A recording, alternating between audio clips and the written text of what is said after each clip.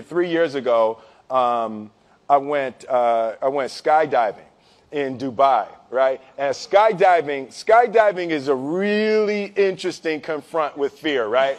So I gotta stand up. I'm sorry, I gotta stand up. All right. So all your friends, what happens? You go out. I dropped my thing. Yeah. So what happens is you go out the night before. And you take a drink with your friends, and somebody says, "Yeah, we should go skydiving tomorrow."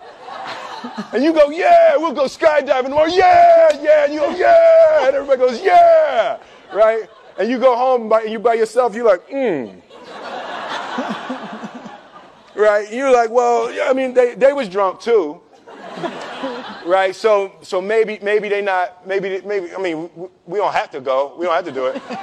So then that night you're laying in your bed and you just keep, and you're terrified. You keep imagining over and over again jumping out of an airplane, and you can't figure out why you would do that, right? And you're laying there and you have the worst night's sleep of your life, but you still have the hope that your friends were drunk, right?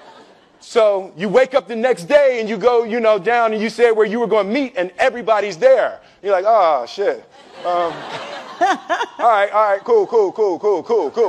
Right? So you get in the van and you don't know that your friends had the same night that you had because they're pretending like they didn't. They're like, yeah, man, my uncle's a Navy SEAL and, this is going to be great. I've been looking forward to this. And you're like, oh, my God.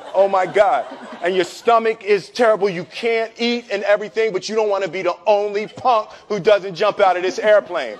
So you get there and then you have this safety brief. And you're standing there, and the guys will tell you, well, if the chute doesn't open, what's going to happen is why the hell, what could happen? That the chute wouldn't open, right?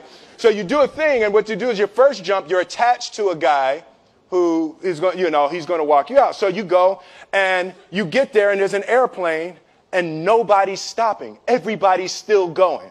So you get onto the airplane, and you're sitting there, and it's extra because you're sitting on some dude's lap, some stranger. You're sitting on his lap, and it's like, you're trying to make small talk. Yeah, man. So you be jumping with people all the time, huh? Right? So, and then you just want to make sure, you got kids, right? You got people you need to see, right? You just want to make sure he's serious, right? So you get in there. So everything's normal. So you fly and you go up to 14,000 feet, and you notice there's a light. It's red. And it's yellow and green, right? So right now the light's red. So then you start thinking at some point the light's going to go green, but you don't know what's going to happen, right? And you wait and it goes yellow and the light goes green and somebody opens the door. And in that moment you realize you've never been in a freaking airplane with the door open. Right? Terror. Oh, sorry, I'm spitting. Oh, sorry. No, terror. Right?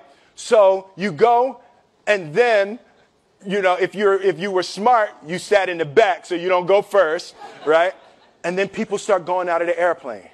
And you go, and the guy walks you up to the end of the thing, and you're standing, and your toes are on the edge, and you're looking out down to death. And they say, on 3.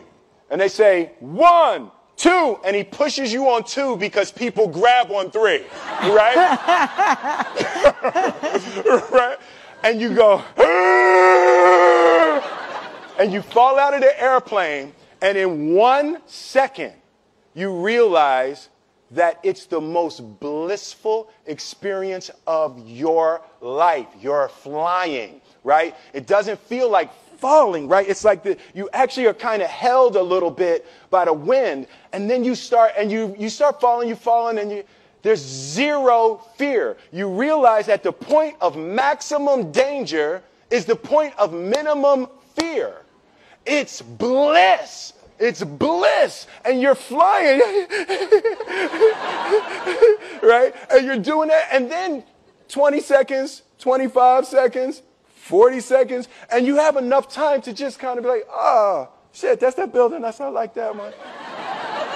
Oh, you can see the ocean. Right? You start doing all of that, and the lesson for me was, why were you scared in your bed the night before?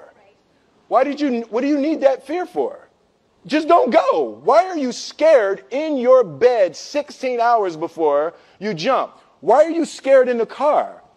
Why could you not enjoy breakfast? What did you need that? The fear is fear of what? You're nowhere even near the airplane. Everything up to the stepping out, there's actually no reason to be scared. It only just ruins your day. You don't have to jump. And then in that moment, all of a sudden, where you should be terrified is the most blissful experience of your life. And God placed the best things in life on the other side of terror. On the other side of your maximum fear are all of the best things in life. You know? Mm-hmm. So that was sorry. So that was, no, it's good. That was my experience with skydiving and fear. All right.